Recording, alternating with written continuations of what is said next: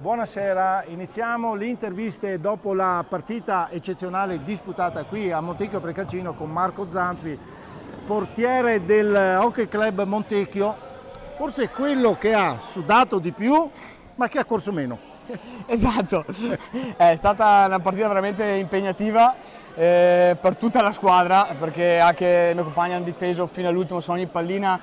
Qua bisogna ringraziare l'ottimo lavoro che abbiamo fatto col preparatore, perché stiamo dimostrando di poter veramente reggere la pista anche a livello di fiato, di forza, veramente con ogni squadra, e in A2 è molto importante. No, anche perché la partita è iniziata a ritmi spaventosi ed è finita a ritmi spaventosi, sì. Quindi ci vuole veramente fondo, preparazione, tutto quanto, atletica, ma anche fondo.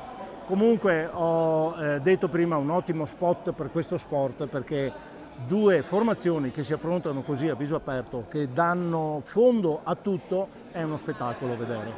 Sì, è uno spettacolo da vedere e anche da giocare, perché quando ci sono queste...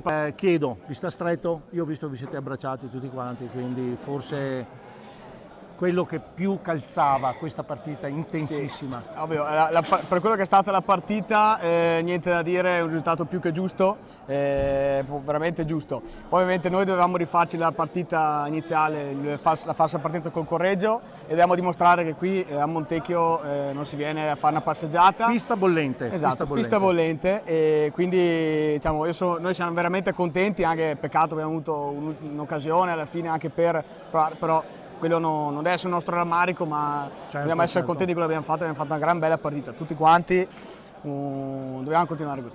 Portieri super, perché conclusioni ce ne sono state, hai fatto delle parate anche all'ultimo momento col casco, con la stecca da chiudere veramente, dobbiamo dire, come ho detto prima, uno spot per questo spot, non c'è niente da fare, una partita bellissima da vedere e da rivedere. Sono pienamente d'accordo con te. Esatto, quindi ti saluto, in bocca al lupo per il proseguimento. Crepi il lupo. Esatto. Buonasera intanto.